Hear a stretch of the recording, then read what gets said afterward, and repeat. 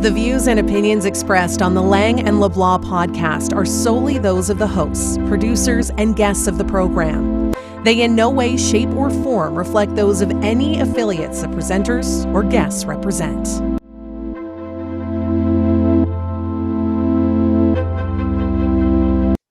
It's Saturday night, and we are back.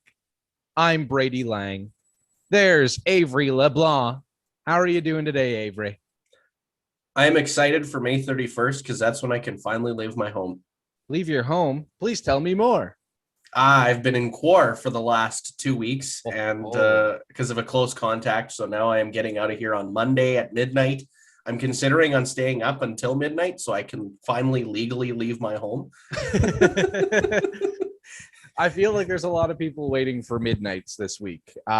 We have step one is beginning on Sunday. Yeah. So do you know what that entails?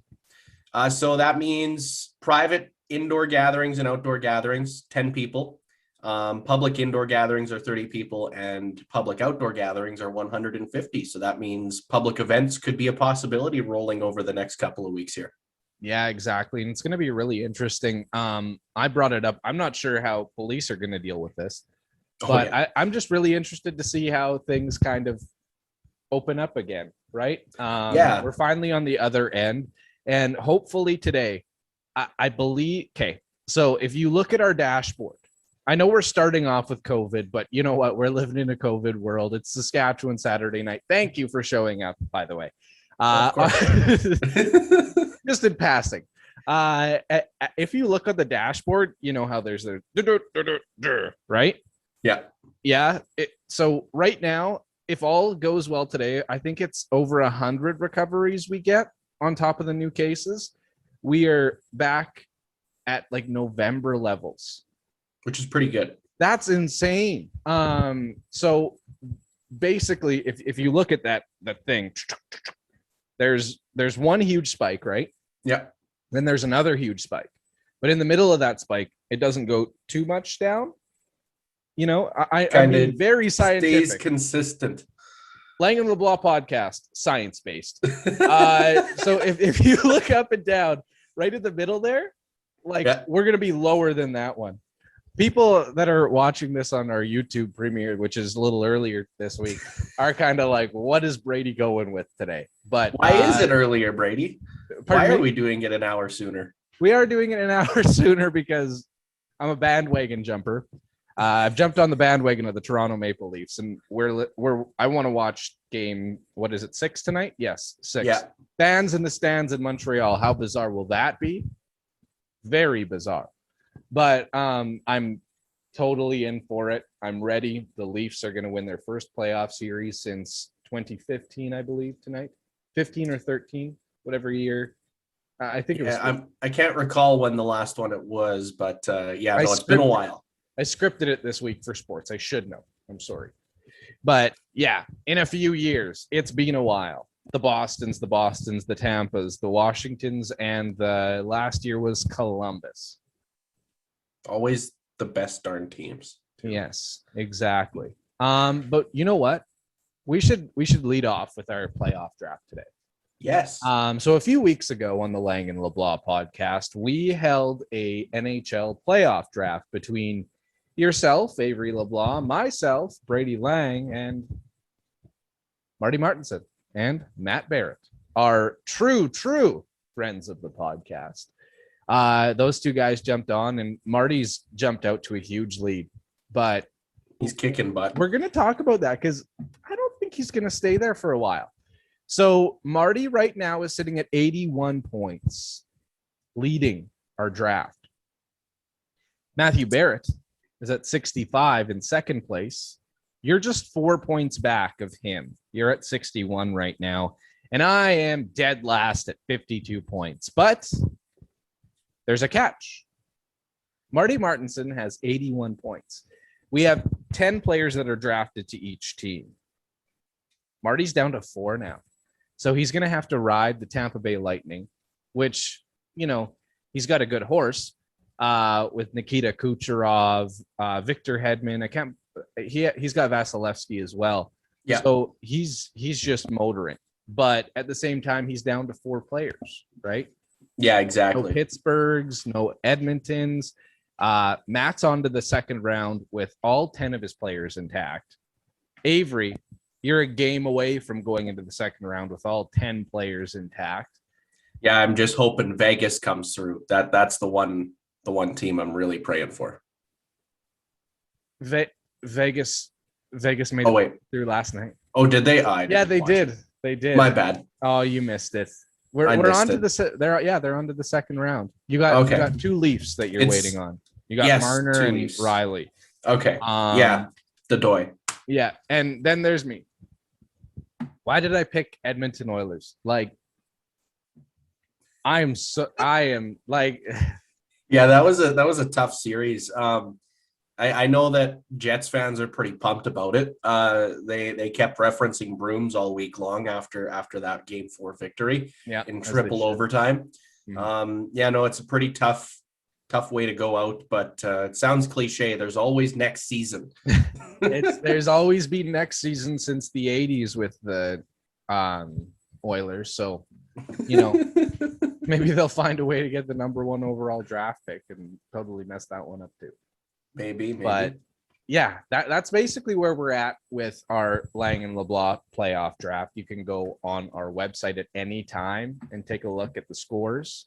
We update them every morning or whenever we get around to it. Our lives are a little bit busy and we were too cheap to buy an actual hosting thing. So I'm hosting it. I'll be the host. Brady's doing math in his meantime, which is a challenging task. Hey, for us radio people. Google Sheets does those formulas. All I have to do is put like 1 in, all done. Golden. Fancy, right? Oh yeah. Technology these days. It's just wild. But yeah, this is episode 20 of the Lang LeBlanc podcast. Thank you so much for tuning in. It's Saskatchewan Saturday night. This is our weekly show. This is our 6th show. We've been doing this show for a month and a half, Avery.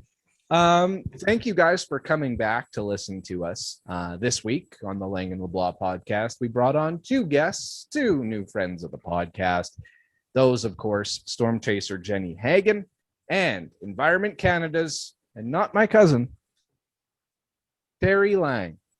So, Avery, what was the feedback you got on this week's episode, and how did you feel about everything and how it went down? I think it was very interesting to hear from Jenny and what she had to say about the storm scene in Saskatchewan. Also, in terms of Terry Lang, also giving us the rundown as to what this summer is going to look like based on her analysis. It's going to be like every typical Saskatchewan summer that we get. We're going to have that heat wave where it's like getting near 40 degrees Celsius here in the province. But it's something to look forward to here in the province. I think that everyone is sick and tired of cool weather, even though over the last month or so we've kind of had warm, cool, and especially with the rain that came down last weekend. I think we're ready for some sunshine and a bask in it. Just hang out in the sun. Exactly. Sorry, I muted my mic and it wouldn't unmute. I got a little scared there. Thank you for doing that interview with Terry. I thought it went really well. I finally listened to it. I actually think I listened to it about a couple days ago. I let it wait for a couple days, but it was very good, well-rounded, and thank you for doing that. When it comes to crazy weather we have here in the province of Saskatchewan, I think that's where we're going to go with our Saskatchewan Saturday night story time this week. Just strictly due to the fact that we're 2 radio guys, and I don't think people really understand what radio people have to do when it comes to these storms, at least when it comes to, a hyper local focus. So, Avery, what do you guys do when storms hit the area of Humboldt or whatever area that you are broadcasting in? Because you're, of course, across the province. The magic of radio. Yeah, true. Avery, just fill us in. Yeah, so when it comes to, I guess, the network show, that it's kind of generalized when it comes to weather. I'm not really reporting on storms, but when it's happening in Humboldt and I'm here and there's gust winds blowing through. We got a tornado touching down, so on and so forth. The first response is who's on call that week. So then we have a big list. It's kind of like a week on, week off type thing. Everyone takes a rotation. And whoever's on bolts to the station to Bolt FM. They bolt to bolt. Bolt to bolt. Yeah. And then the first thing we do is throw in some jog talks. So we talk about the storm that is potentially taking place for 60 full minutes. So there's 3 breaks where you'd hear that. And then also probably update the most current weather break you can and throw up a story online and get any pictures you can that are on social media. Or you become a storm chaser yourself and you're stuck trying to get out there and take a picture yourself, right? I'm sure you've had that happen many times. Oh yeah. We had some plowing. So I'm going to bring her back right now. I actually, weirdly enough, it was my 2-year anniversary with Ralco, so 650 CKOM and 980 CJME a couple days ago. But in my first year here, so I came from North Battleford, right? I think we've established that enough in this podcast. But anyways, I came over to CKOM, and did I know what I was getting into? Not at all. But so the first couple months, so imagine right now, it's nice out, right? That's how it was when I came here. And then we basically just dipped into storm season, right? And storm season in the Battlefords, I didn't really have to worry about it that much. I was the morning anchor, right? Here, everything was different. I obviously became more of a reporter, anchoring on the weekends, all that fun stuff. But when it came to anchoring on the weekends, that first summer we had here was just brutal for storms. I don't know what it was, but every time I came in to anchor for the weekends, I was planning to stay late because, you know, when there's severe weather, if there's a tornado hitting your town, I'm not going to go off air and say, good luck. No, we're going to stay there and we're going to help the listener figure out what to do. Because at the same rate, it's also kind of I don't want to say an emergency preparedness response, but at the same time, you can really help people. Oh yeah. Power of radio, right? If there's a tornado touching down and we know exactly where it is, we'll tell you to get the heck out of that area if you're in there, or to avoid it at all costs, right? And same thing if there's a flash flood of any kind. Like we had a couple of those last summer here in Humbleton. It was like, holy smokes, you might want to check out your basements, guys, because we got a ton of rain coming down. So yeah, exactly. And I remember, I don't want to say I covered it, but I partially covered it. I think I was on air that day. Mm-hmm. So I was definitely scrambling because I started seeing the tweets, right? And one of my favorite things in the summer is to just jump on that hashtag SK Storm, because you can get the craziest photos, the craziest video, and you're like, that's actually happening. Yeah. That's happening in my own backyard, my cousin's backyard, my uncle's backyard, my aunt's backyard, my family's backyard, right? It's one of those weird things because as we both have talked about on this podcast, in Saskatchewan, we are very close, right? Oh, everyone. It's like everyone's a big family here. That's how I would describe it for sure. Yeah, exactly. It's funny because I'll interview someone each week and my grandma will message me like, oh, I went to school with her. I knew her from my hometown. And I'm like, how? Yeah. How do you know this person, right? Like that's how tightly knit we are in this province. Yeah, exactly. And I think that's one of the cool things about the weather, right? You see that there's even to the point of like, if there's a storm in like a provincial park one weekend, you're like, ooh, I think my uncle's up there camping, right? So you're always kind of mindful, but when it comes to actual reporting around the storm, it's getting that information out now, making sure that information is accurate and putting it in a way that's going to try and help that listener, right? Mm-hmm. That's the key. Yeah, we've been put in that situation a lot at CKOM because we broadcast to the entire province. So sometimes storm season gets a little wild. I have a question for you though. Yeah. What's the worst storm you ever had to endure in your life? Oh, so the worst storm, I've ever had to endure would probably actually be one here in Humboldt. I'm going to reference back to when I was living in the house a couple of years back. I had rented a house with a buddy. We were living as roommates, and he was gone to work. I was still at home, and the wind started picking up. Like it was getting pretty hefty, like 40 click winds. And I think it got close to 80 click winds within a minute. And as soon, like you could feel the house, like it was like, what's that movie called? Wizard of Oz moment where you were going to kind of fly up into the sky, right? That's what it felt like because the house was shaking from the entirety of the wind. And my grandparents had actually just came over. This is pre-pandemic, by the way. And they're walking up the driveway and there's pine needles blowing everywhere, pine cones in the air. You can see a funnel cloud in the sky. And my neighbors are coming out like, holy smokes, like, should we get in our basements? What the heck's going on? Sure enough, my neighbor has probably I want to say a 60-foot tree, massive tree.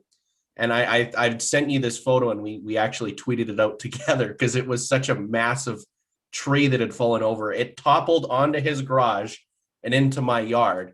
And we were like, holy smokes, like, is a tornado going to come down? That was the craziest moment. And that's the craziest storm I've ever been a part of personally. And obviously throughout our careers in radio, we see a bunch of stuff. Like we had the flash floods here in Humboldt last summer. And we also had a tornado touchdown last year south of Humboldt. So I didn't see it in person, but yeah, the craziest storm I can remember is one here in Humboldt, tree toppling down in my yard. How about you? For me, so I've mentioned it on the podcast before, but I grew up in Katepwa. So in Katepwa, you're in a valley. You're in the Qu'Appelle Valley, right? So the storms there were always weird. It felt like it would either hit you really hard, like, or it would just kind of pop right over. So we had one instance. Oh, I would have been 7. I think I was 7 around that time. And we had a plow wind hit. And like for a 7-year-old in a plow wind in a valley, like there were things blowing, and like it was the middle of the night too. So I remember my parents coming to wake me up because I used to sleep through storms like crazy. But this one was different. So they were like, is this kid okay? And I was freaking out. I hated storms at that point. And I always got scared because we didn't have a basement. We had like a crawl space that you really couldn't get in. So it was kind of like, if we do get hit by a tornado, what does happen? And tornadoes seem a lot scarier when you're a little bit younger, right? Just because there's so much unknown. Yeah. But I remember one night, it just kind of came out of the blue, obviously. But coming out to survey the damage afterwards, like it looked like a tornado had ripped through Katepwa. But at the same time, what had happened was apparently when this cloud, I wish we had Jenny Hagan on right now or Terry Lang to say if this is legitimate or true. But the cloud came through, and when it hit the valley, it popped over. But when it popped over, there was some atmospheric stuff. Big words for radio people. Airshift. Airshift, and it kind of pushed down and pushed through the valley. Pressure change. I remember it was super weird because like the news was in Sandy Beach because they had no roads. There was just trees everywhere. But that was one of the first big instances where I was kind of like, this is wild, right? Yeah. Kind of just tore through everything. Weirdly enough, we had no trees down in our yard, but we had some evergreens in the front. And there was a section that just ripped off the top of them. So we had, I think when we ended up moving, we had 4 trees, because this happened quite often. We had 4 trees in the front. Only one of them had a top on. So 2 of them ripped off one night, like that, the bad night. Another one ripped off in another storm, but it was like super weird because you look up at an evergreen and you're okay then. But yeah, to make the long story short, it scared the living crap out of me. I I remember this is the quote, and if my mom is listening right now, she is going to laugh. I turned to my parents and I said, I am only 7 years old. I am too young to die. and like, they love telling that story forever. Oh, that's funny. I'm just too young to die. At that point, just weird stuff, right? But I remember even my cousin had his cabin, which was, I believe, just across kind of the back alley and down. Yeah. If I'm visualizing correct. But I remember his family always talked about their cabin swaying because they had a 2-story, I believe. Okay. So it was swaying that night. You can just imagine how scary that would be. But when it comes to the weather here, it's always kind of the weird ones, right? Those ones that really stand out in your mind. And even with Jenny's interview, she talked about growing up in Wadena, in Wadena, and how it just took one storm for her to just, okay, I love this. Let's do this. Right? Yeah. So I do, at some point this summer, Avery, I want to go out and chase a legitimate storm. How that's going to happen, I have no idea. No idea. But I think it would be really cool to just check out what goes on behind the scenes, right? Definitely. The one thing I'm excited for is to take trips out to the farm and catch a light show when it comes to lightning and thunder. Oh, yeah. I love those. Drive out to the driveway and you can the sky's the limit. You can see all the lightning and thunder you want. And yeah, that's one of the better parts about summer is when you see that thunderstorm rolling in, but it's just skimming you. It's not rolling over top of you. And you can just watch the show for hours on end, right? That's one of the best parts. But yeah, I think the reason I didn't have any big stories from when I was younger was because our farmyard has like 40-foot trees that block out every bit of wind. So nothing really gets through, right? So I can never remember the time. Until it huffs and it puffs. Yeah, exactly. You never know how strong it'll get here in this province. Exactly. And another thing I kind of wanted to talk about, we're going to take a step back from the weather here for a sec. When it comes to the wind, one thing that I always worry about, we had a tent in our backyard last summer that ended up, you can't see it, but right down there. Avery, can you ask me what I did this week? What did you do this week, Brady? I constructed a trampoline. So with the wind right now, I got worried a little bit, but it's still in the backyard. Yeah, we talked a little bit about this before we hit record. Trampolines suck to set up. They absolutely 100%. suck. They do suck. They are brutal. Yeah, no, the springs are a pain in the butt because you're continuously stretching and it's a lot of forearm strength. And sometimes you pinch your fingers too. Another thing is like they're only out 5 months out of the year, right? So you're putting it together in the spring, taking it apart in the fall. And is it really worth the time? I mean, it's worth the kids' time, but is it worth the adults' time? My kid is loving it. He's going crazy over it. If you guys noticed, we kind of had to do a little bit of a right there. Jump cut. It's because I'm pretty sure he heard the word trampoline. And came running. Yeah, he just came running and then he went, I'm hungry. So maybe it wasn't about the trampoline. Maybe it was something in his mind. But anyways, yes, with the trampoline. So my wonderful girlfriend did help out. We constructed the base the night before. And then the day after, I was tasked with, putting it up, putting on the, what's it called? What's it called? Help me out, Avery. The net? The net. Thank you. Yes. The one that'll save kids from breaking their limbs. Yeah. And so I put up this net and I didn't read far enough in the instructions because just like my tweet said yesterday, when Jamie Nye tweeted me back, that is exactly what happened in my brain.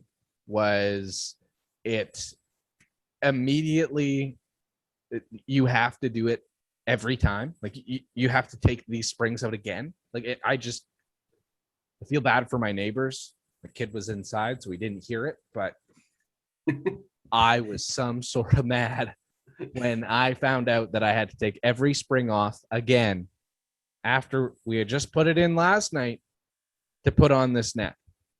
But the thing with this was, so you know how you have that little hook, right? Yeah. Yeah. Just pull it. Yeah. Yeah.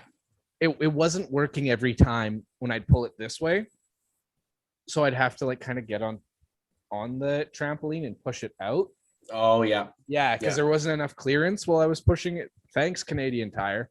There wasn't enough clearance pulling it back. So I'm sitting there like my arms are shaking. I'm not a strong man. I'll come out and say that. Not a strong dude. And that was not very fun for me. But you know what? We made it through. It probably took about a couple hours to get this through because it was that bad.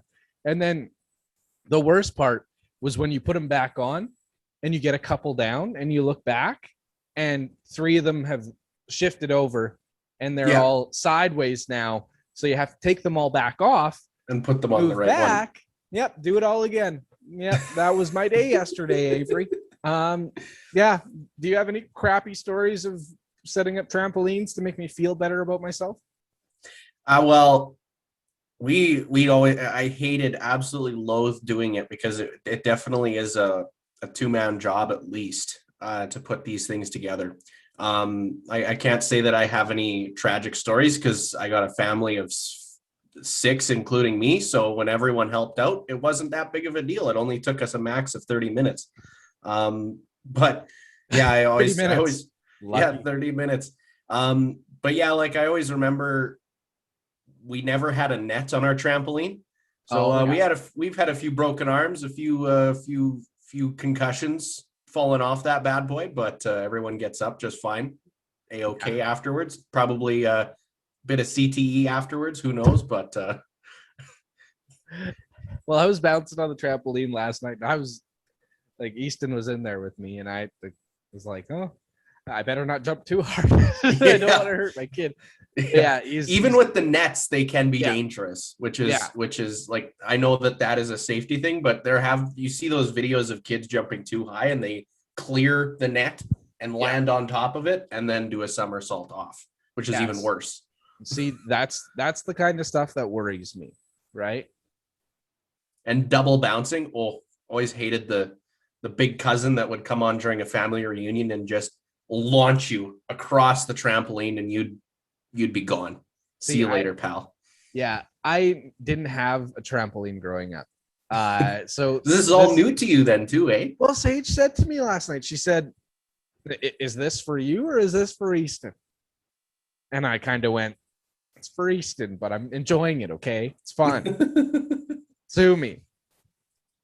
Well, it was like Matt said, he tweeted us, he said, if we're not doing a podcast on the trampoline at some point, he's going to riot. Yeah, well, we're going to have to. Next time they're on, we'll make it happen. One thing we are here to do today. It's tough words today. One thing we are here to do today is to kind of close out our season 1. So in podcasts, if you're not very familiar with podcasts, seasons don't have to be really tied to anything. So that was part of our decision. But another part of it was we know a lot more now than we did the first day. I was in my basement trying to record. You were the exact same spot with the exact same equipment because you were planned out beforehand. But Avery, as of, I think it's June 2nd, that'll be our 3-month anniversary. What have you learned through these first few months? I'd say that I've learned a lot of things. I'd say social media is a big one, obviously. You learn how to use these social media apps. I made my first TikTok on the Lang LeBlanc Podcast account there, and that kind of got me rolling on my own personal account because I had no idea what the heck I was doing. I looked at it and I was so confused. Another thing is kind of like generally looking at Saskatchewan for content. And I think that has tied in with my network show in Estevan, and Swift Current soon to be, because that's part of a network show, is you're kind of looking at a broad generalization of content. And that's kind of what this podcast has provided me. I actually used the Sheepdogs audio in the show Thursday, which was pretty sweet. So it kind of branches out, and everything ties in really nicely. And yeah, I think interview skills have definitely improved doing this as well, especially face-to-face interviews through Zoom and such. Yeah. How about you? What have you learned throughout this entire process? How much work it is to set up a podcast. Oh yeah. Run with it. I've loved every minute of it. I don't know if I've said this on the show or anything, but this is some of, if not the most fun I've had in broadcasting is doing this show with you. And it's just kind of, it's fun to take a step back and, talk. Right. Yeah. One big thing that I've kind of noticed is just being on the microphone so much. It's definitely helping me when I'm doing my anchoring and all that kind of stuff. Just not really with enunciating, but you're getting that time behind the mic, right? Yeah. So for any young broadcasters out there, which is another weird thing that I used to do. I used to audio journal as well, and this was, I think, younger this year. Earlier this year, I did a little bit of it, just to try and get that voice cranking and everything. And that was working. This is definitely working. I talk a lot about this in an episode we're going to have in 2 or 3 weeks with another person that I hold near and dear to my heart. But we're going to take a step back there because I don't want to say who it is, but can't give it away. Yeah, exactly. It really, I think, has helped me think broadly about different topics. And you know what? We've made mistakes during this. This is all for fun, though. That's the whole point. Yeah, right? Exactly. We are just kind of trying to have fun, and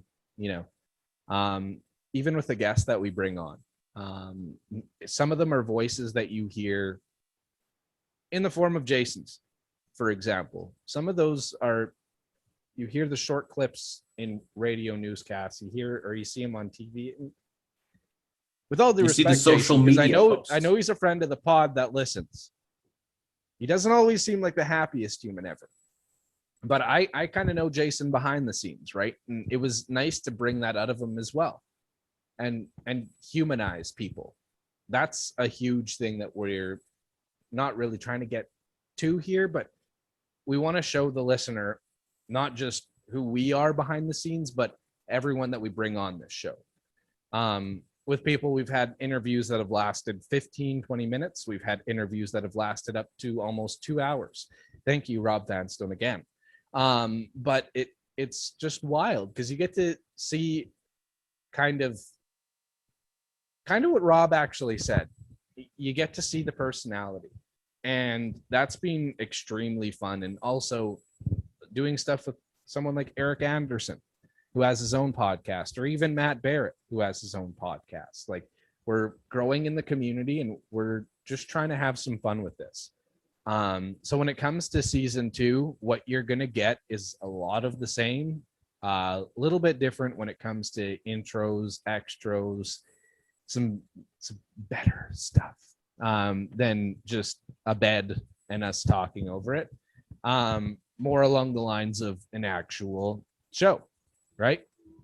So we're just trying to legitimize all those kind of little things, tie in the loose ends, whatever you want to call it. But I'm really excited to see where season 2 takes us, how long that's going to be. Who knows? I'm hoping to get through the summer with season 2. But at the same time, once we get through this interview series, Avery, so this origin interview series that's going to be rolling out in the next few weeks, once we get past that, what time of year it's going to be? Oh, it's probably going to be close to August, I want to say. Step 3. So we will actually be able to go, as long as we stay COVID safe and everything like that, we'll actually be able to be in the same room together. I'm really hoping we can do some stuff in the backyard. Nice little I'm pumped. backdrop of the trampoline. You know what? Matt Barrett, screw doing it from remote. Come here if we can. If it's safe to do so. If it's safe to Meet do up so, in Saskatoon, we'll do it in front of the trampoline instead. But I have talked to a few people, and I've already been setting up some interviews for when this first series is done, where it's all going to be face to face or in the backyard, anywhere. Mm-hmm. We just kind of want to change things up, and obviously this remote stuff is great. We can talk to anyone we want in the world whenever we want at the drop of a hat. But I think there's nothing that compares to a face-to-face interview, a face-to-face conversation. Like, we're getting to the point. It's going to be like a year and a half since we've done this. I know I'll be able to socialize with humans, so I hope Matt and Marty are too. But it's going to be interesting because it's going to develop those interview skills too, right? Oh yeah. And it's going to be really interesting to see where it kind of leads to. If we end up being on the road, I'd love that. And interviewing people in other small communities or other big communities, anything like that. I just think it's going to be interesting to get to that final step. Yeah, when I agree.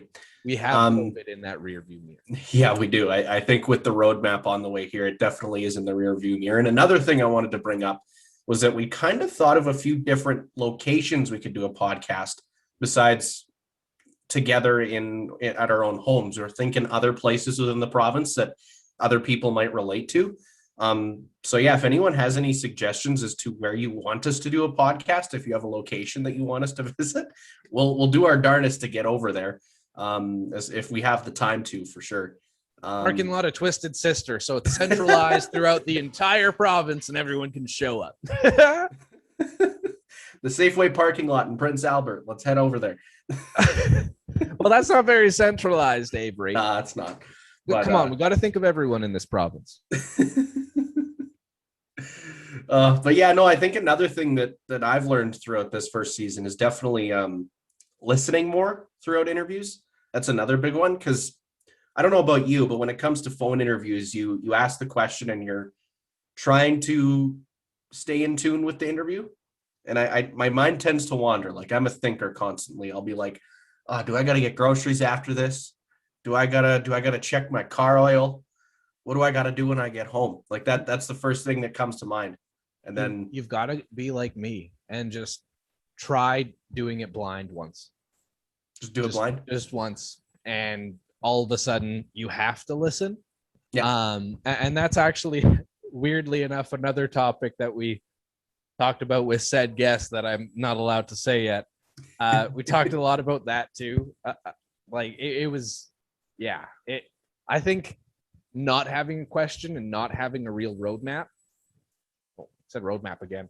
Not having a real roadmap. I think it makes you better. Yeah. In the long run, because you have to listen and you have to listen. Like, there's no other way. You can't just ask what the person's favorite fruit is, kind of deal. Sorry, I just saw all the fruit sitting on the counter and that's the first thing my mind went to. But anyways, you have to ask smart questions, right? And you get to be able to experience that kind of, I don't want to say a rush when it comes to asking those questions, but there is very much a rush associated with it. Yeah. So yeah, it's really interesting to me. And yeah, it's going to be very interesting because once we get into that new setting, we're not going to have a list of questions in front of us. We're going to just have to put our heads down. So it's going to be a conversation. It's just going to be talking with each other. That's basically all it's going to be. Hanging out in the backyard. Yeah. Having a few beverages, chilling. Just doing Saskatchewan stuff. Exactly. Another question we wanted to ask you, we've kind of been bumping it back and forth between one another, and it's something that we definitely would want to do.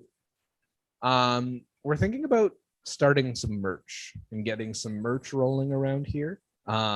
If you guys have any suggestions as to what you'd want to see, what you'd want to wear, reach out to us. It would be cool to have merch. I think it would be really cool to have our own hats, as weird as that sounds. I'm a big hat guy. Huge hat guy, Brady Lang. But I like wearing hats, and I think it would be cool to see something that we started and have created and worked so hard kind of on there, right? So yeah, definitely merch would be nice. T-shirts, hats, bunny hugs, even mugs, if you guys can think of anything else that you don't even have to wear really. Think of other things too that might be kind of out of the ordinary, whether it's travel mugs or just a coffee mug or a cup or something like that. Whatever you guys can think of, shoot us a message through our email or on our website. One thing we were trying a little bit before was we created a Patreon account, which was so popular and no one used it. If you do want to donate to the Lang and LeBlanc podcast, head to our Podbean website and you can donate to our Patreon. But I think this would be nice because you can see and feel what you're getting out of it, right? Yeah. So yeah, we're gonna start putting the boots to the ground on that. When it'll be, I'm not sure. End of the summer, hopefully. That would be pretty nice. Just some swag rolling into the fall. Bunny hugs is something that I would definitely consider, man. But I also do need another coffee mug. As we were talking before, I made coffee before this and I had no mugs left. So I took the liberty of washing it, used soap, and my coffee was all soapy. It was not good coffee. That's the worst feeling in the world, Avery. Just real weird bitter taste, and I did not like it at all. I'd really love to have merch before we got on the golf course, or we get on the golf course with the guys. Yeah, that would be great actually to get the merch rolling in when we get on the golf course with Matt and Marty. That would be great. And even when we start doing the in-person video portions of the podcast, that would be pretty cool too. Yeah, exactly. So if you have any ideas, or if you can possibly connect us to people that can connect us to people that can connect us to people to get these things rolling. If you know a person who knows another person who is a friend with your brother's cousin, then roll with it. If you got a cousin in Melford and his name is Randy, and Randy knows Gerald, who's over in Wilkie, that maybe knows someone from Unity that may be able to help out. I'm going on a tangent. I've lost who's a friend of your buddy's goldfish. Exactly. Who knows? Some sort of a small town Saskatchewan thing, because we are trying to stress local here. And I think if we can stress local any way in which we can, we're going to do it. Right. Yeah. This is a Saskatchewan centric podcast, and it's a Sasky pod, Sasky hosts, whatever. I made a new tagline. I should have written it down. That's the fun stuff you get here at the Lang LeBlanc podcast, especially on Saturday nights. But anyways, if you do want to support the podcast, just let us know. One question I also had, and this is going to be our Ask Sask question of the week. We should have music for the Ask Sask segment. We should. Yeah. I'll get put that on the list. theme. I'll put that on the list. The Ask Sask question of the week. So our one of our latest friends of the pod, Jenny Hagen, she's very active on Twitter and very active on social media. And she tweeted out the other day about the loss of a community grain elevator.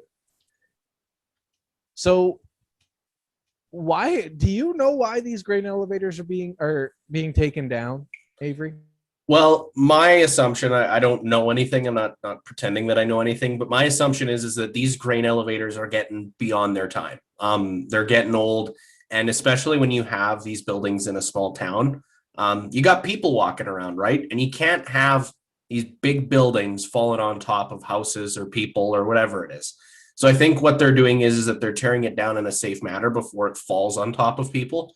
However, they are a part of our history. So I mean, I'm kind of against them tearing it down, but it does take money to maintain these bad boys and keep them standing up. So I'm sure there's a few throughout the province that could probably remain standing up and don't need to be torn down. However, at the same time, there are probably a few that are just well beyond their time and they need to be taken down. However, I think that we should try and keep as many as possible because they are part of this province's history. No doubt about it. Exactly. And right now we're going to pull up her tweet. She says, well, the second Dankin elevator has joined its brother and lost its top. Going to miss visiting these icons of the prairies. So I'm not sure if they actually tore it down to the ground, but at the same time, we have seen a lot of them. I think it was Pence last month. They tore theirs down, or one of theirs down. So the Ask Sask question of the week that we have for you this week is, show us your community grain elevators. I kind of want to see where they all are. Low key, I want to have a map. I think a map would be really cool to set up, kind of something interactive.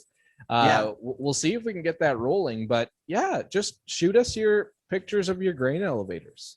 Small town, middle of nowhere, don't matter. And there's a lot of different varieties. There's big, there's small, there's old, there's decently old, not too old. They're all older than usual. The ones that you see nowadays, they're a lot bigger and they're more facilitized than just tall buildings. But yeah, like, send us your photos. We want to see them. I'm sure that every small town has one or used to have one. Even if you have one from back in the day that your grandparents used to hang out around all the time when their parents were bringing their grain over there. Yeah, send it to us no matter what year it was taken and no matter what time of day it was taken. Yeah, exactly. And maybe we can end up doing a tour of these old things because I think it would be really friggin' cool to do that. Oh yeah. Yeah. These bad boys are pretty sweet to explore around and see what they got going on there. They had to building those things must have been tough back in the day. Like, I couldn't imagine the amount of equipment that, like, because back in the day they didn't have big mechanical cranes to lift all that stuff, right? Like, they were kind of building it as they went. We should bring on a grain elevator expert. Yes. I feel like this is a whole episode right now. That definitely could be a whole episode, no doubt about it. Look at us just, thinking of things. We come up with stuff on the fly, guy. We're ready to roll. Yeah, exactly. But yeah, regardless, send us in your community grain elevators, your Saskatchewan grain elevators with this latest Ask Sask question of the week. Avery, what else do we have on the schedule this week? Oh, here we go. Sorry, I'm totally out of it today because it's Saturday. No worries. It's Saturday. Our favorite episode of the show. I think we would be remiss without talking about our favorite episodes of the show. Episodes, whatever you feel. Avery, what was your favorite and why? Oh, I'm so mean to you. I asked you a question while you were chugging some water. No, it's all good. It's a tough one because then we're putting a label on our guests too. All aside from guests and quality, I'd have to say Rob Vanstone. That one's at the top. It definitely was a battle between, in terms of the top, like a close second, like right there is Kelly Bates. I'm a football guy. That's where I like to shine when it comes to those interviews and stuff. And just to listen to those stories, because I used to live that type of life where you're in the locker room, you're with a team, you're trying to make a run for a championship, so on and so forth. And yeah, it's a great sport. I really enjoy it. How about you? What was your favorite? We should have discussed this beforehand because I loved Rob's interview. Yeah. I think there was I don't want to say a different essence to that one, but we caught him at a unique time. It felt, and we talked through everything, and just kind of the thank yous that he gave us afterwards was really kind of special. And it's one that I'll never forget. And I think it's even a little bit more special for me personally. I'm not taking away what you said, obviously, but just kind of with the history I've had with Rob, if honest to God, if it weren't for him, I wouldn't have applied at the Carillon. I wouldn't have had that in, right? That sounds bad, but the first professional interview I ever done was with the Carillon, and it was with help from Rob.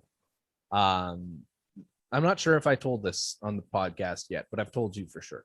Yeah. I ended up at rider practice, and my assignment for that week was what makes playing in front of the rider faithful so special.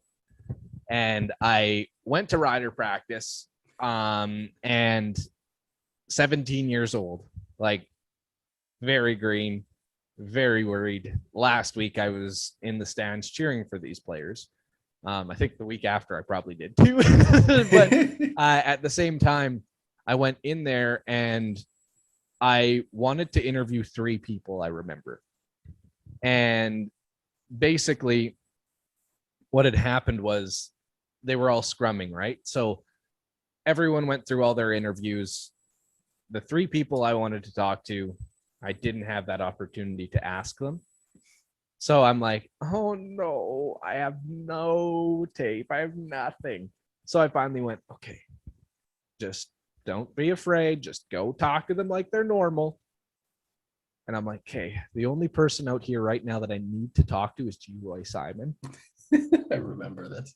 And it was like a month after he broke, or not a month, but a season after he broke like all the all-time records for wide receiving, or not wide receiving, as a wide receiver in the Canadian Football League. So I'm going in, I'm like, my first interview is with Roy Simon, the best wide receiver in Canadian Football League history. And I'm sitting there like this. It's like just tremoring, hey. How do you like playing here? I would glad I will not find that tape ever, but I was just terrified. And after I was done and everything, I remember looking back at Rob and thinking like, he's the only reason I'm here right now. Yeah. And it's a lot of it has to do with confidence, especially when you're that age. Yeah. Going in. That was 8 years ago now. I'm 25. So it's kind of weird to think that the past that everything's led to, but just coming back now to Rob, that's the kind of guy Rob is. He'll go that extra mile for you. Yeah. And even the way he signed off saying time is the most important thing ever. And he hit the nail on the head right there. And there's a lot in that interview that is going to stick with me for a long time. Just such a genuine, nice guy. And thanks again to Rob for coming on. But like you said, it's really hard to pick a favorite show. So right now we're going to buzz right through. I have a list here, Avery, of every single friend of the podcast that we have ever had. Golden. Yeah, no, we have a very extensive list. We kind of like, we made it a very important thing throughout the start of the podcast where we would introduce the guest, and then at the back end of the interview, we'd always claim them a friend of the pod. However, we've been so busy lately, it's been hard to remember. So we're honoring everyone that we've kind of glanced over a little bit right now so that we can kind of make it up to them in a way. Yeah. So I'm going to say the friend of the podcast. You say a little bit, I say a little bit, and then we'll just go right through. Okay? Okay. So right now we have 16 friends of the podcast, and that number is going to grow to in the 20s within the next month for sure, because we've already made it there and we're already past 20, but we're just holding those interviews for you just to bother everyone. But first off, our first friend of the podcast and the original creator of the friend of the podcast tag, Zach Vashera. Our buddy Zach. Go, Avery. Buddy Zach was a fantastic interview. He really gave us some insight as to what it was like moving from BC to Saskatchewan. He was and so patient as well. Oh yeah. Yeah, he was. And I think it was really interesting to hear his point of view on the pandemic, especially with being so far away from family. Because even when you're that far away, you like to go visit at least 2, 3, 4 times a year, right? And it was a great interview to hear from him and get his perspective on what it was like being that far away in today's world. So I'm hoping that as restrictions loosen up here throughout this year, he can head back to BC and go see his family again finally. Yeah, exactly. And Zach is a legitimate friend of the pod. That first episode, so that was our third episode that we did. So I was in the basement, and I think I had like blankets quilt over top of me, and I had a microphone running and everything like that, and it didn't work, and there was so many issues from top to bottom. We couldn't figure out a way to get all three of us to interview together. We couldn't, there was so many just little tiny things that were behind the scenes that made that episode so special. And I remember it was a while back when I kind of asked Zach, I was like, hey, got this idea for a podcast. Always wanted you to be on as a guest. We'll talk about whatever you want. COVID would be great though, because we're at this year kind of thing. Mm-hmm. And he was always for it. He's like, yep, I'll do it. And he followed through. So thank you, Zach, for showing up. Of course. Yeah. Zach was we can't wait to get him back on again. That's going to be great. And we will, and hopefully face to face. Our second episode, or our second friend of the pod, was Zach's mom. She brought you donuts, right? Yeah, she brought us donuts. So thank you to Zach's mom. We don't have something really long to say that's sappy. We'd love to have you on as a guest one day. That would be cool. We'll surprise Zach on one of the episodes that he joins us on, and without notice, we'll just bring her on. Yeah. Well, he's here for an interview. Ticket, buddy. From Zach's mom, we went to Taylor Balfour. What are your memories of that Taylor Balfour interview? I think it was really interesting to get what it was like to be in the shoes of someone who's been a part of a tragedy such as what Taylor's been a part of. And I think I hope it gave the listeners a perspective as to what it's like for those people. It's not like these aren't bad people that are going down this path. These are good people that have a life to live, and we need to be there for them. And Taylor really pitched that message in the best way you possibly could. I don't think that she could have done it any better. Yeah, exactly. Thank you again to Taylor. She was great, and she was also another one of those patient people while I was in the basement. I feel like we had so many issues in like doing it that way, but yeah. It was really great to have Taylor on. I was working on a project earlier. I guess it would have been last year, early on in the pandemic, with both Taylor and Zach. So it was cool because it kind of went full circle, right? It was more of a long form kind of thing too, that we were all working on. We weren't all working on. I was working on it, and they were the subjects. But being able to bring those two on as the first two like legitimate guests, that was huge. And it all started with, I was interviewing Taylor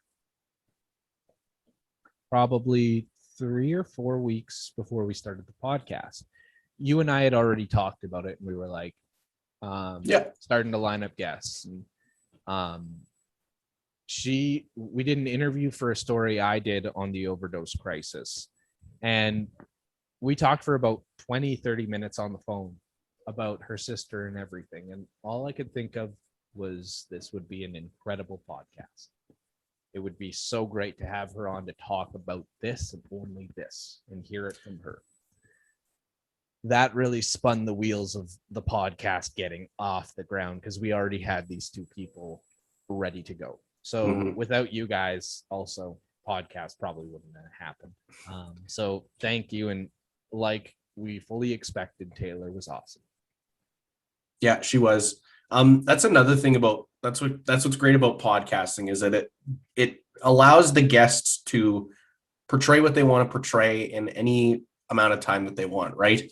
That's another misconception or a problem, I shouldn't say misconception, problem that we have when it comes to writing stories is that you can only put so much in there so that it's not so long that you eventually stop reading it, and also juicy enough that you find interest. So it's kind of finding a balance, and you comb out a few things, but with this, it allows our guests to say what they want to say in any amount of time they want. Exactly. Which leads us to our next guest. We went from super serious to Matt and Marty. That first episode of Matt and Marty, did you expect to be talking that long that night? Oh gosh, no. I don't recall how long. I think it was an hour with both of them, and we went for a good 2.5 hours, I think, because we had talked behind the scenes afterwards too. So that was a heck of an interview with both those guys, and I'm excited every time when we get those guys on together. No matter what it is they're talking about or doing or whatever, right? It's always a blast, and I'm looking forward to getting them on each and every single month. We still need a name for these guys, though. We still need a name for us four. We still don't have one. We do. We sure do. That first episode was really interesting because it was the first one that I did upstairs.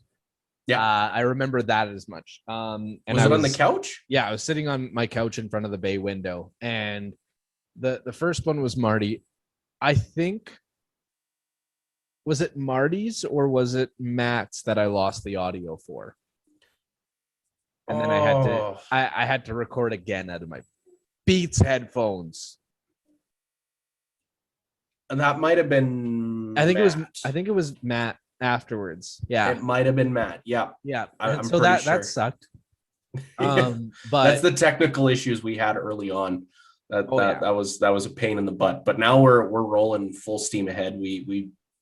It makes things easier now that we have all our programs set up.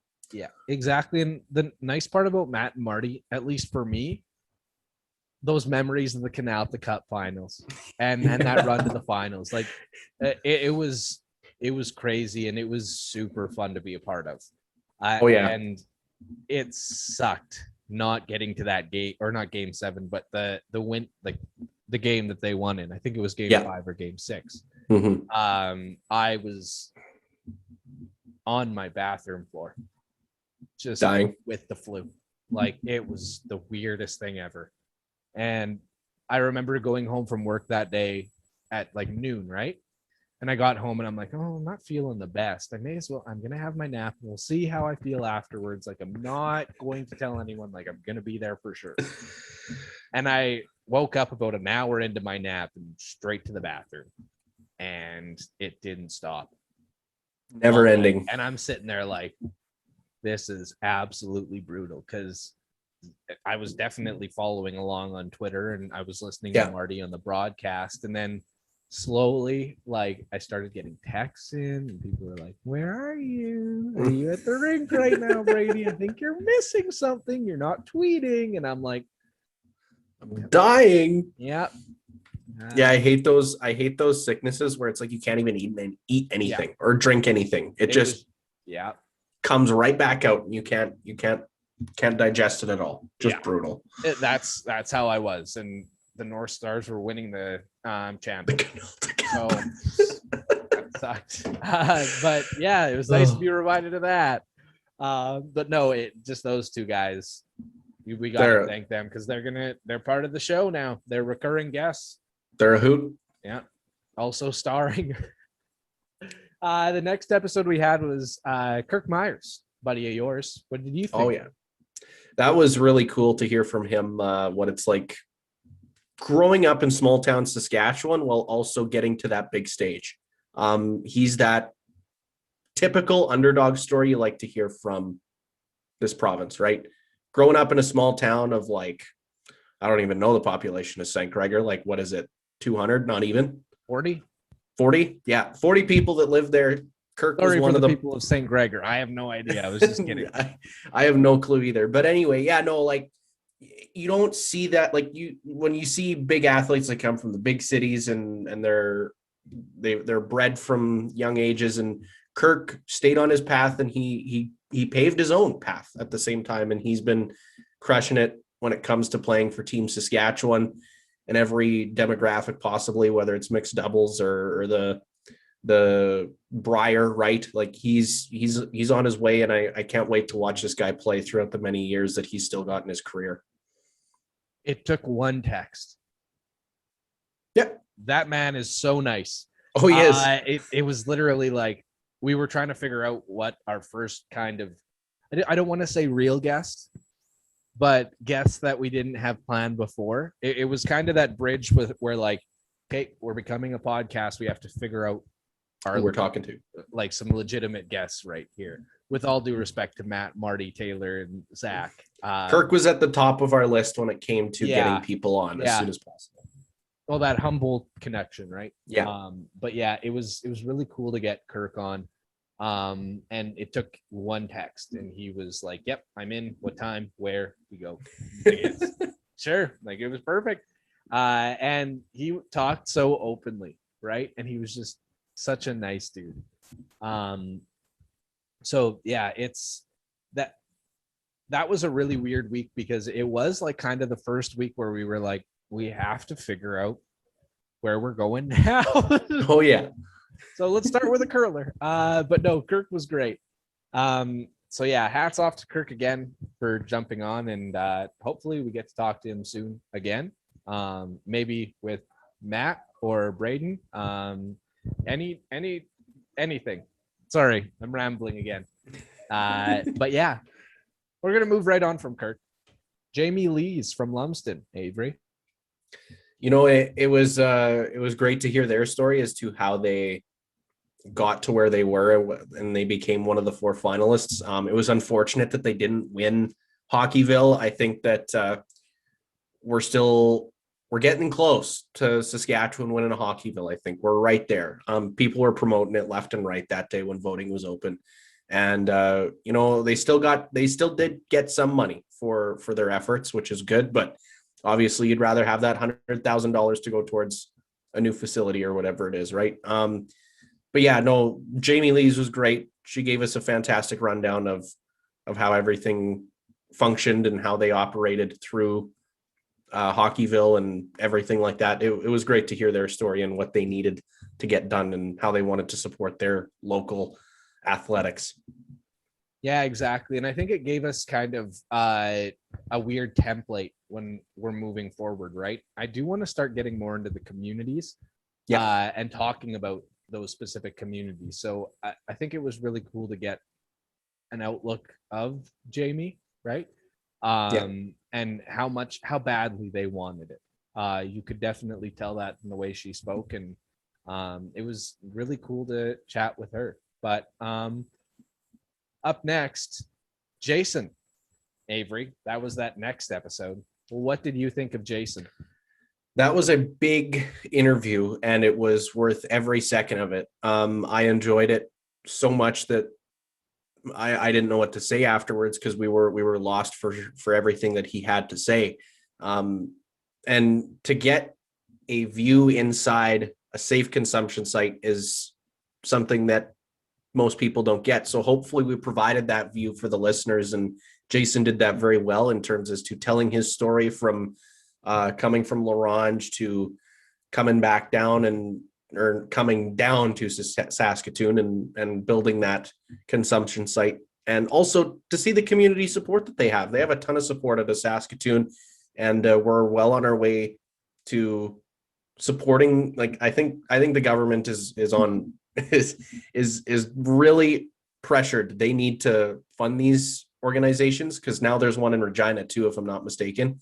So I think that these organizations need to be supported by not just businesses and donors, but also government funding in some way, shape, or form.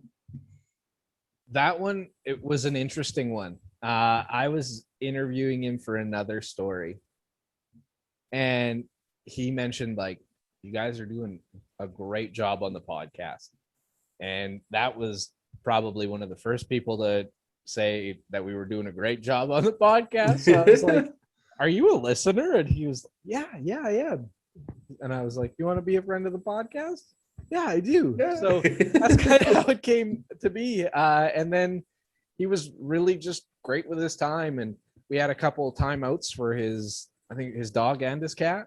Yeah. But it was really cool to chat with him and, talk about something other than work for once. Yeah.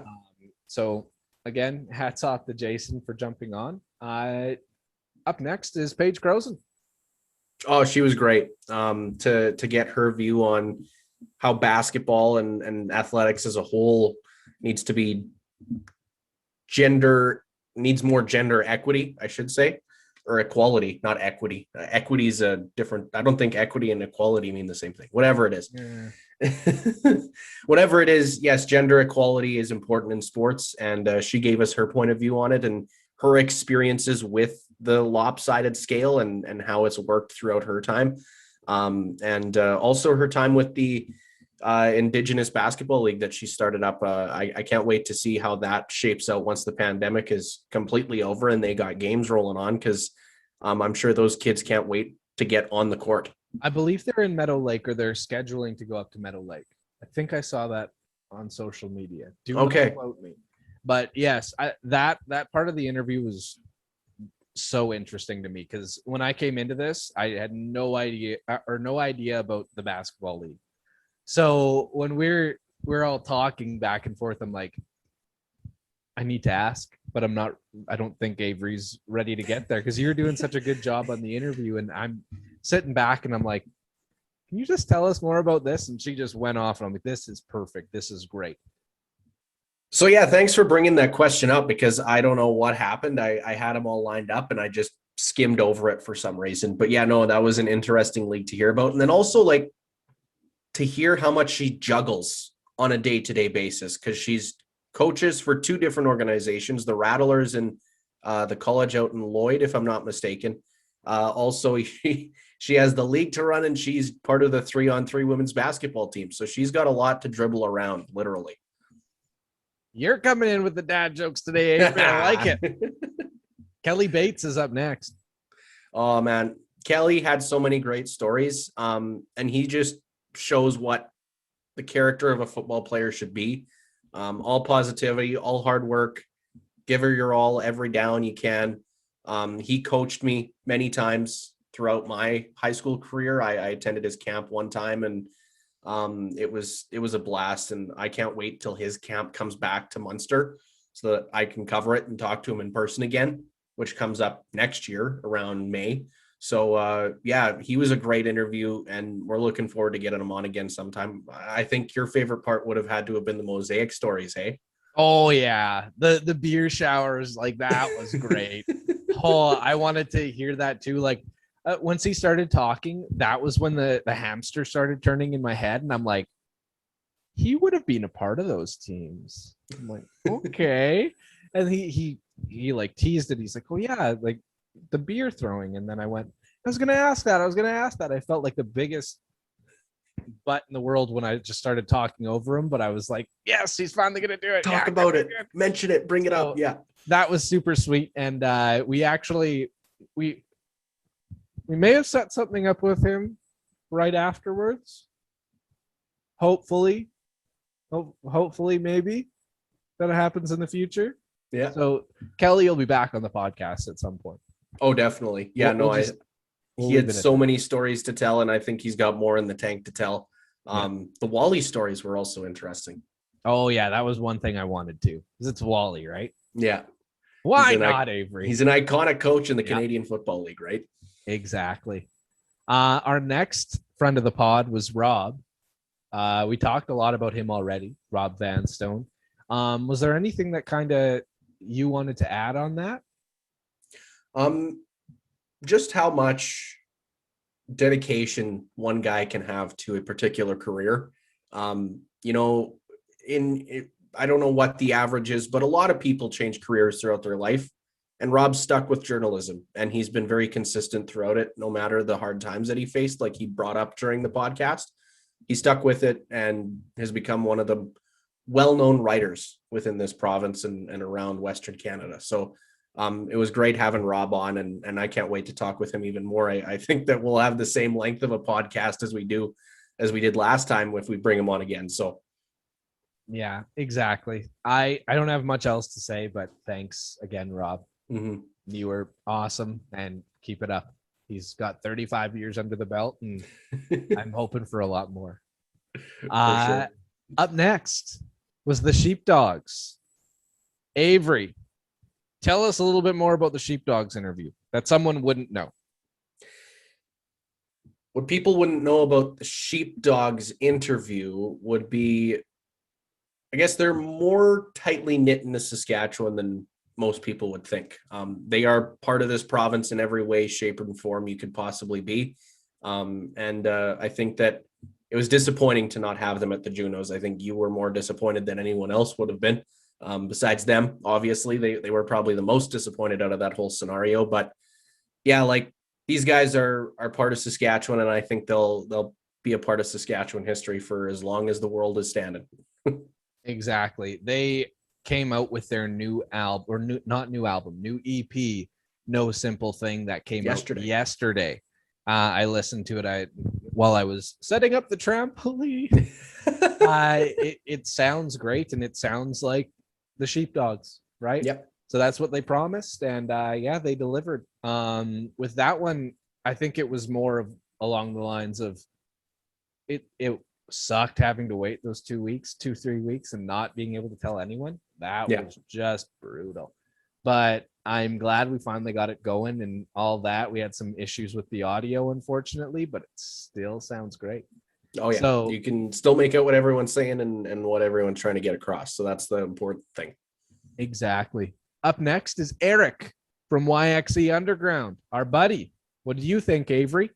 He had nothing but kind words for us, man. Like he praised us from left, right, and center. And I thank Eric for that. And I can't wait to hear more from him if we ever get him on again. I'm sure we will. Every guest we've had on so far, we are going to get back on at some point in the future. But yeah, Eric was great to have on, and it was unfortunate that I missed that interview. But hey, we'll wait till next time. You know what I learned, Brady, about Eric? I should mention this. My grandpa did an interview with Eric through CBC because my grandpa shears sheep. So I think, if I'm not mistaken, grandpa said that he actually taught Eric how to shear sheep. Oh, that's really cool. Yeah, that just shows how small Saskatchewan is. Oh, sorry, my groceries are here. Yeah. All right, the groceries are here. So yeah, that's cool though. It does show how small Saskatchewan is. And Eric is just such a down-to-earth guy. Like we talked about in the interview, I first met him while I was in North Battleford. And then once I got to Saskatoon, I was still dealing with him even more at that point because he is one of the communications members over at Sherbrooke Community Center. Mm-hmm. And I had to do some interviews with them and all that. But it was really cool getting Eric on because he's always been just such a nice dude through and through. Yeah. So I was really glad to have Eric on, and we are actually going to have him on. I can tell you that for free as we move through and as he keeps putting out more and more content on his own podcast, Yxe Underground. If there was another podcast I'll tell you to listen to in this province, it's that one. I love it. Just the sounds are awesome. Yeah, for sure. If you like that type of podcast, that's definitely up your alley. We have a very different podcast, which was very nice to talk about also with him. So yeah, you guys really went in depth as to the opportunities of podcasting, and how each podcast is different and how each of ours are unique and the great qualities of each podcast, which was fantastic. I think we have a great relationship with Eric, and I can't wait to grow it even more. Exactly. And that leads us to our last guests that we've had. Terry Lang and Jenny Hagen. Avery, what did you think of? We actually already talked about what we thought about last week's episode, but can you tell us a little bit more? I think that weather is important in this province, and that's why we talk to these two important people when it comes to storms and looking at the weather ahead. Like the economy depends on our weather, and the people that live in this province, it is always a topic of conversation. Whether it's dry, wet, snowy, whatever it is, people are talking about the weather all the time. And it's so absurd in this province. Like Terry and I were talking about how quick the weather can turn on a dime. You can have sunshine 1 hour from a full-blown wind gust and thunder and lightning coming down, right? So it's really important. And we got some great people behind the scenes like Jenny and Terry responding to these storms and letting people know what the heck's going on out there. Yeah, exactly. And it's the weather in Saskatchewan. Yeah. It's tied to everything. And that was a really important topic I wanted to bring up in this show because everyone loves the weather, right? Exactly. So yeah, I think we're almost at the end of our show today. We are. It's a long one, but it's worth it. If you want to listen to any of the podcasts we just kind of previewed or talked about there, you can head on to our website, Lang LeBlanc Podcast.com, LangLeBlancPodcast.com. If you're watching us right now, it's either right here or right there. You'll know how to spell it. Or just head to our Apple podcast page, the Lang and LeBlanc Podcast, Google Podcasts, Spotify, anything like that. What we're doing every week on the Saskatchewan Saturday night show is a new segment called Sas Salutes. So we salute someone in Saskatchewan or a group, anything that we just feel we'd like to highlight. Right. Mm-hmm. Last week, it was anyone involved in the emergency crews after that wild week of weather and from the ice to the fire. This week is Ethan Bear. Tell me a little bit more about Ethan Bear. Do you want me to introduce this? I can do that Yes. if you like. Okay. Yes, please. So Ethan Bear is a Indigenous hockey player. He's a defenseman for the Edmonton Oilers. He played with the Seattle Thunderbirds. He is originally from the Ochapowace First Nation, which is kind of close to where I grew up. We played Ochap when I was growing up as well. So we kind of grew up in the same area. I never played hockey against Ethan, I think. It's weird because you could have played against them and you barely would have known because it would have been a long time ago. But he was subject to some racist remarks sent to him after the Oilers were swept in that 7-game series against Winnipeg. And I struggled a lot with this one. I honestly had written out a tweet thread that I was going to say. I should have saved that so I had something to go off of today. But what he did afterwards was really remarkable in that video that the Oilers sent out, just kind of standing up against racism because there really is no reason for it in hockey. And another thing that was really not just in a rink, everywhere. Any interaction, no, racism is definitely off the charts. You need to get it off that any conversation. And I think that when it comes to how he responded, like you said, most mature way he could have done it too, I think too. It wasn't angry in any way. It was just him saying, hey, like this needs to stop on every level of communication, right? If you want to know what Ethan Bear means to this province, this next winter, go to any rink and just strike up a conversation and bring up the name Ethan Bear. You will see how proud we are of Ethan Bear. And it made me, it pissed me off the other night when I saw those tweets that it was happening. Because let's be real, it probably wasn't the first. And growing up for me, I grew up right near 4 or 5 Indigenous communities. I went to school kind of in a blended, not a blended way, but in a blended school, right? We had people from all walks of life, and I was taught from a young age, just you don't see color. We're just all people, right? And just seeing kind of the things that it pissed me off, Avery. I don't know how else to say it. Yeah, no, I think it pissed off a lot of people. And it's definitely that type of behavior is unacceptable when it comes to identifying race. And it's like you said, that's something that should be educated at a young age, is that color don't matter. Just Exactly. We're all the same people. No, it's a game. Yeah. When it comes down to it, it's a game. Ethan's got family. I've got family. Avery's got family. We've got family out there. Like, imagine your mom having to read some of that kind of stuff, or your grandma, your grandpa. Like, it's just, I'm not going to put the E at the front of this episode, but people are shitty.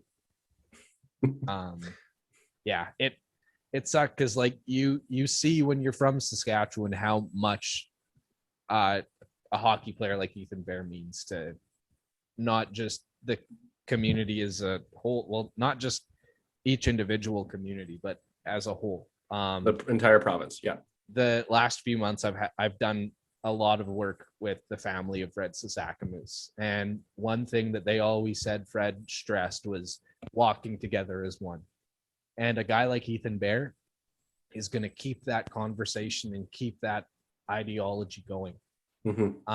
Just working together, right? Yeah. I went to school with some of his very close cousins. Like I said, I never passed cross with him, I don't think, but at the same time, we grew up in a very kind of similar area, and it sucked when I had to see that. But the one thing that was really nice was seeing the outpouring and just tsunami wave of support for this young Indigenous athlete. Like, yeah, it was great to see. And you saw in that 24-hour span how much Ethan Bear means to Saskatchewan. It means to the game of hockey and means to society in general right now. So, well, and I think when anything negative like this happens, it's always counteracted with a ton of positivity, which is great to see. And that's what we need. Whenever something like this of this nature happens and it's one schmuck coming out saying these bad things, and we got millions of people coming out saying that was wrong, that's how it should happen. 100%. Yes, exactly. And just hats off to everyone who stood with Ethan Bear this week, because I was right there with you. So, yes, that's our Saskatchewan salute of the week, is Ethan Bear. Avery, anything else that you'd like to add? No, I think we're all wrapped up for today's Saskatchewan Saturday night. She was a long one, but it was fun the entire time. I think we stretched her for about 2 hours. Yeah, it'll be somewhere in there. Probably just once under. It's all said and done. We had a couple things happen in the middle of the show. Groceries showed up. Yeah, groceries showed up. Lunchtime. Yeah, that kind of thing. So, thank you guys for sticking with us for this entire 20th episode. This is going to close out season 1 of the Lang LeBlanc podcast, and this is going to close up episode 6 of the Saskatchewan Saturday Night Project. Avery LeBlanc, take us away. All right. We are wrapping up the West Cates episode of the Lang LeBlanc podcast along with season 1. Be sure to follow us on our socials on Facebook at the Lang LeBlanc podcast, Instagram and Twitter at Lang LeBlanc Live, and TikTok at the Lang LeBlanc podcast. Also, you can listen to us on Apple Podcasts, Google, Spotify, Podbean, or wherever you get your podcasts. And if you want to get in touch with us, shoot us an email at langleblanclive@gmail.com. That is langleblanclive@gmail.com, or hit us up on our website at langleblancpodcast.com. I think that's the best one I've ever done, Brady. Yes, I think so too. I was just pointing at the thing below. Yeah.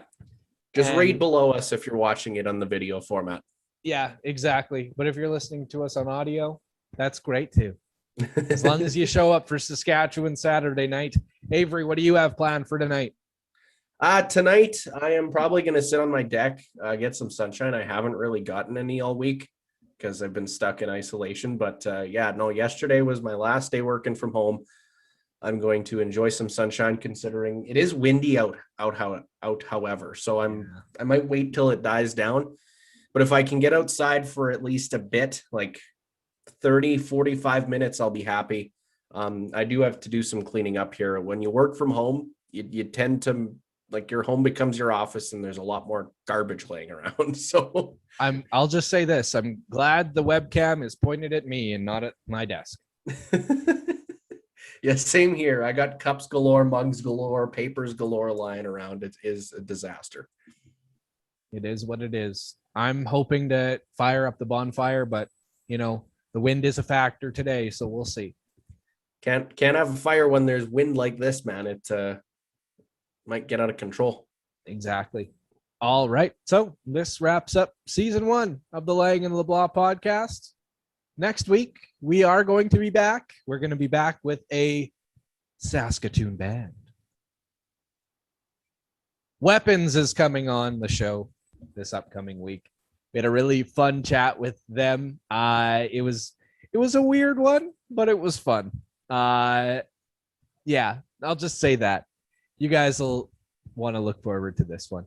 But it'll be great. Yeah, we can't wait for it next week on Tuesday. Our second band, the Weapons from Saskatoon. That's it, though, Avery. We'll see you next week when we talk to the 3 Weapons from Saskatoon. Enjoy your Saskatchewan Saturday night. Have fun. Stay safe. We'll see you soon. Bye-bye. The views and opinions expressed on the Lang and LeBlanc podcast are solely those of the hosts, producers, and guests of the program. They in no way, shape, or form reflect those of any affiliates the presenters or guests represent.